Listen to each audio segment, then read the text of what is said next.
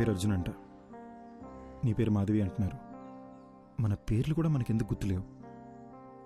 అసలు ఈ దియా, రిషి ఎవరు? వాళ్ళ బాడీలోకి మనం ఎలా వచ్చాం? అంటే మనం అందరినీ రిషి, దియాల బాడీలోంచి చూస్తున్నామా? అంటే అందరూ మనల్ని అద్దంలోనే చూసుంటారు కదా.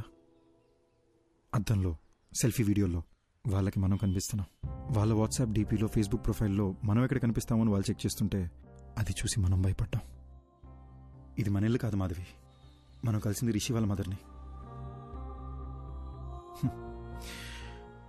ఈ లైఫ్ మంది కాదు, మన ఇల్లు ఎక్కడ? అసలు మన పేరెంట్స్ ఎవరు? మనం ఇక్కడ ఏం చేస్తున్నాం? Doctor one second, sorry. మీరు చెప్తున్న కథని మేము విజువల్గా ఇమాజిన్ చేసుకొని చూస్తున్నాము, కానీ నాకు అర్జున్ ఎందుకు బయట కనిపిస్తున్నాడు? లాజిక్ ప్రకారం చూస్తే అర్జున్ అద్దంలో ఉండి రిషి కదా బయట కనిపించాలి. నేను అర్జున్ కథని అర్జున్ పాయింట్ ఆఫ్ వ్యూ నుంచి చెప్తున్నాను, అందుకే ఇట్స్ బట్ ఆబ్వియస్ నీకు అర్జున్ బయటనే కనిపిస్తాడు. ఓ, అందులో తప్పే ఉందాము. అలాగే విజువలైజ్ చేసుకో, నీకే ఈజీగా అర్థమవుతుంది. అర్జున్, మనం ఇంకా వీళ్ళ బాడీ నుండి ఎందుకు బయటకు వెళ్ళలేదు? అవును కదా, నేను రోజుకో బాడీలోకి ఎంట్రీ ఇచ్చి ఎగ్జిట్ ఇస్తున్నా కదా. నన్ను అడుగు, సూపర్ ఎక్స్పర్ట్ అసలు. నాకేం చేయాలి అర్థం కాక బ్రెయిన్ దుబ్బేస్తుంటే నువ్వు నన్ను అడుగుతున్నావు.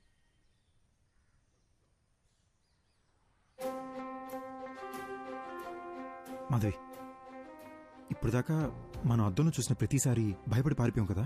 అవును. ఒకసారి అద్దంలో మాట్లాడి చూస్తే. నేను బాత్రూంలో ఒకసారి మాట్లాడి చూస్తా, నువ్వు బెడ్రూమ్ మిర్రర్లో ఒకసారి ట్రై చేయి, ఓకేనా?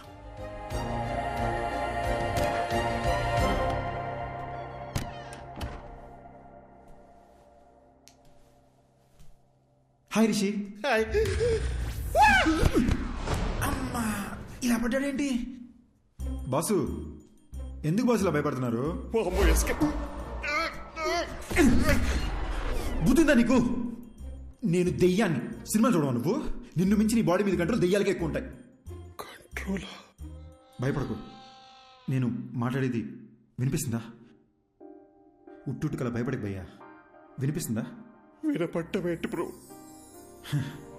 బాడీ మొత్తం వైబ్రేట్ అవుతుంది తెలుసా. నాకు బాత్రూమ్ రాకుండానే బాత్రూమ్కి వస్తున్నా, ఈ అద్దం ముందు నిలబడుతున్నా. ఇదంతా మీరే చేస్తున్నారని అర్థమవుతుంది బ్రో. మమ్మల్ని వదిలేండి బ్రో ప్లీజ్. బ్రదర్, ఉట్టుకలా భయపడద్దు బ్రదర్. నేను సినిమాలో చూపించినట్టు వైలెన్ దియాన్నేం కాదు. నేను మీలాగ ఒక మామూలు అబ్బాయినే బ్రదర్. అసలు నాకు మీ బాడీలోకి ఎలా వచ్చాననే విషయం కూడా గుర్తులేదు బాస్. అట్లీస్ట్ అది తెలిసినా బయటికి ఎలా రావాలని ఐడియా అన్నా వస్తుంది. ఇప్పుడు ఎలాగో మనం మాట్లాడుకోవడం మొదలుపెట్టాం కదా, నాకు చాలా రిలీఫ్గా ఉంది. మన ఇద్దరం డిస్కస్ చేసుకుని దీనికి సొల్యూషన్ కనబడదాం. ఒక 4 days క్రితం చేవెళ్ళ రోడ్లో మీరు ఏమైనా కార్లో వచ్చారా? అవును బ్రో, ఆ విలేజ్లో ఒక రిసార్ట్కి నేను నా వైఫ్ వెళ్ళాం. అక్కడ చికెన్ 65, మటన్ చాప్స్, ఓ గ్లాస్ లస్సీ తాగి అలా వచ్చాం. వచ్చే దారిలో ఓ కార్ యాక్సిడెంట్ అయి ఉంది. ఎవరైనా ఉన్నారేమో అని హెల్ప్ చేద్దామని కార్ దగ్గరికి వెళ్ళాను.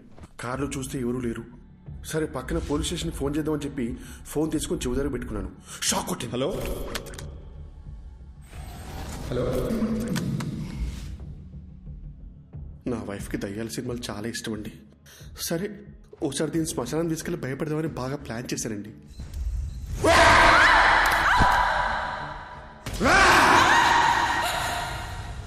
అక్కడి నుంచి ఇంటికి వచ్చాక అద్దంలో మీరు కనిపించారండి. సపోజ్ శ్మశానంలో తప్పిపోయి మీకు తెలియకుండా మా లోపలికి వచ్చారేమోనని శ్మశానంకి చెక్ చేసామండి.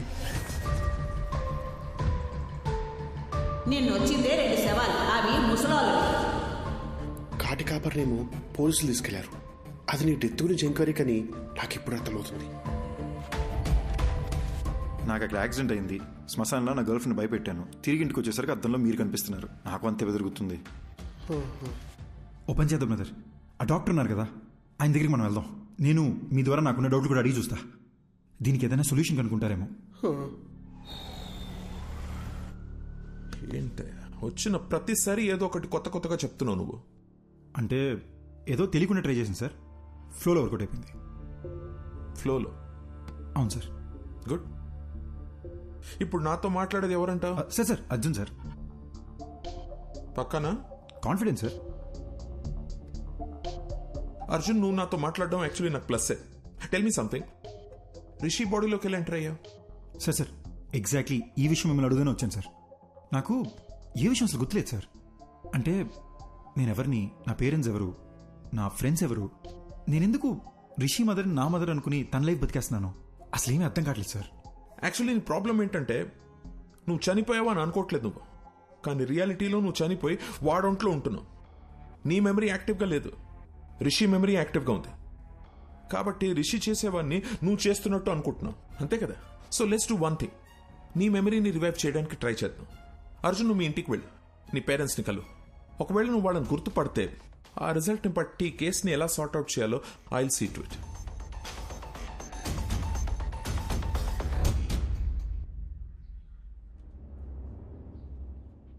ఏంటి సార్ టెన్షన్గా ఉన్నారు? ఆ అర్జున్ కేసు కమిషనర్ గారు నాకు అంటగట్టారయ్యా. అది తెలిసి సుబ్బారెడ్డి గారు పారిపోయాడు. ఆ అర్జున్తో అద్దంలో నువ్వే కలిసి మాట్లాడావు కాబట్టి కేసు పూర్తిగా ఎంక్వైరీ చేసి నన్ను క్లోజ్ చేయమంటున్నాడు అయ్యా. హలో ఎవడో అయ్యా, రిషి సార్ నమస్కారం. పొలారెడ్డి తిరుగు, చెవులు పూసుకో సార్. నాకు అర్జున్ అడ్రస్ దొరుకుతుంది అయ్యా దొరుకుతుంది, నేను మీకు వాట్సాప్ లో పంపిస్తాను. కానీ చిన్న రిక్వెస్ట్ అండి, నా నెంబర్ తమరికి ఎవరు ఇచ్చారు సార్? సార్ మీ నెంబర్ డాక్టర్ గారు ఇచ్చారు సార్. అమ్మా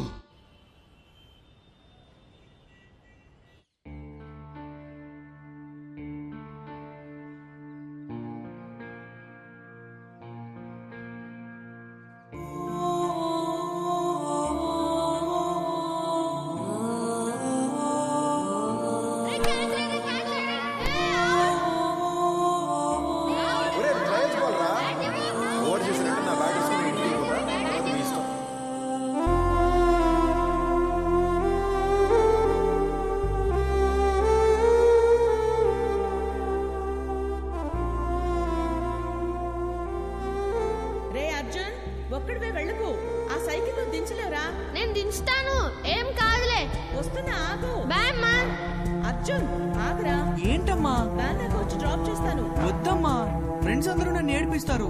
ఆగరా. బాయ్ అమ్మా. రే అర్జున్ కూర్చుని వేసుకోరా. రే లంచ్ బాక్స్ పెట్టిస్తాను. లంచ్ బాక్స్ ఏం వద్దమ్మా, నేను స్కూల్కి వెళ్తున్నాను, నేను క్యాంటీన్లోనే తినేస్తాలే. అర్జున్